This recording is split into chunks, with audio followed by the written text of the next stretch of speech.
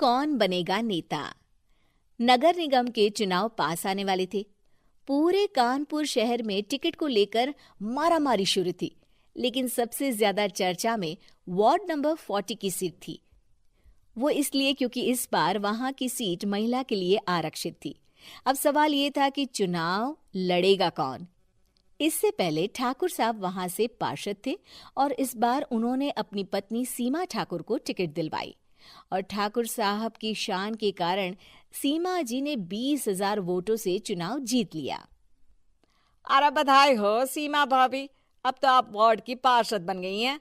अब तो हमारे काम आप ही करवाएंगी। अरे ये तो सिर्फ नाम की पार्षद बनी है, वो तो महिला सीट आ गई, वरना पार्षद तो मुझे ही बनना था। अब भले ही चेहरा इसका होगा, लेकिन पावर तो मेरी ही होगी। अरे वाह भाई साहब, क्या दिमाग लगाया है आपने भी। आइए आप लोग, खाना लगा दिया है सबके लिए। सीमा जी पार्षद बन चुकी थीं, फिर भी उनकी एक ना चलती। सारे काम ठाकुर साहब खुद ही संभाल लेते और जहां जरूरत पड़ती वहां सीमा जी का अंगूठा लगवा लेते। सीमा जी ज्यादा पढ़ी लिखी भी नहीं थी। एक दिन ठाकुर साहब और सीमा एक प्रोग्राम में जाते हैं।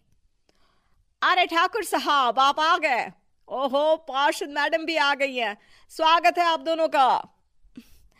लगता है हमारे पार्षद फंड का सही इस्तेमाल हो रहा है। चलिए अब उद्घाटन करते हैं। ये लीजिए ठाकुर साहब कैची, आप ही सबसे पहले प्रवेश कीजिए। सब लोग आगे निकल जाते हैं और सीमा जी पार्षद होने के बावजूद भी पीछे खड़ी रह जाती हैं। वो देखती हैं कि वेलकम बोर्ड पर उनका नाम है, लेकिन महिला होने के कारण कोई उनका सम्मान नहीं कर रहा। अगले दिन एक आदमी उनके घर आता है। अरे ठाकुर साहब नमस्कार। कल ना हम नोटिस किए कि हमारा घर तो अवैध है और नगर निगम वाले उसे तोड़ने आ रहे हैं। अरे कुछ कीजिए ना ठाकुर साहब।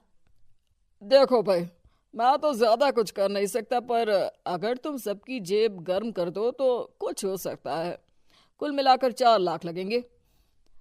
अरे 4 लाख ठाकुर साहब? अरे भाई, मैं अपने लिए नहीं मांग रहा हूँ। दरोगा है, इंजीनियर बाबू है, बड़े साहब है, सबको देना पड़ता है ना थोड़ा थोड़ा। बोलो है मंजूर? तभी वहां अचानक सीमा जी आ जाती हैं। अरे ये आप क्या कर रहे हैं? पहले इन्हीं लोगों से तो आपने वोट मांगे, अब इनसे ही पैसे ले रहे हो। अरे चुप रहो तुम। तुम्हारा काम है सिर्फ अंगूठा लगाना, तुम वही किया करो। मुझे दूसरे काम तुम मत सिखाओ, समझी? और तुम ना जाओ, अब पैसे लेकर आओ, वरना जेसीबी किसी भी वक्त आती होगी। सब कुछ ऐसे ही चलते रहता है। एक दिन सीमा जी और ठाकुर साहब को एक लोकल मीटिंग में बुलाया जाता है। वहां पर कई और अधिकारी लोग भी मौजूद रहते हैं। अब मैं चाहूंगा कि ठाकुर साहब हमारे बीच 2 शब्द कहें। मेरे प्यारे भाइयों और बहनों, आज मेरा सौभाग्य है कि मैं आप सबकी सेवा दिन रात कर पा रहा हूं। आपने मेरी पत्नी को भारी मतों से जिताया है, इसलिए मैं आप सभी का शुक्रगुजार हूं। मैं आप सबसे वादा करता हूं कि हमेशा की तरह हमारे वार्ड में किसी को कोई तकलीफ नहीं आने दूंगा। सभी लोग तालियां बजाने लगते हैं। अब मैं माननीय पार्षद मैडम को स्टेज पे बुलाना चाहूंगा। अपने नाम को बुलाया सुनकर सीमा जी एकदम चौंक जाती है। उन्हें बिल्कुल उम्मीद नहीं थी कि इतनी बड़ी जगह उन्हें मंच पर बुलाया जाएगा। जैसे तैसे वो मंच पर चढ़ती हैं। ऊपर जाते ही सीमा जी को सारी पुरानी बातें याद आ जाती हैं कि किस तरह उनके पति उन्हें कभी भी आगे बढ़ने नहीं देते और उनके नाम से गलत काम करते हैं। वो बोलने लगती हैं। मैं आपके वार्ड की पार्षद सीमा हूं। आप में से बहुत कम लोग ही मुझे जानते होंगे, क्योंकि इससे पहले मुझे कभी ऐसा मौका ही नहीं मिला। सारे मौके मेरे पार्षद पति यानी आपके ठाकुर साहब ही लेते रहे, लेकिन आज ये मौका मुझे मिला है तो मैं इसे ऐसे ही नहीं जाने दूंगी।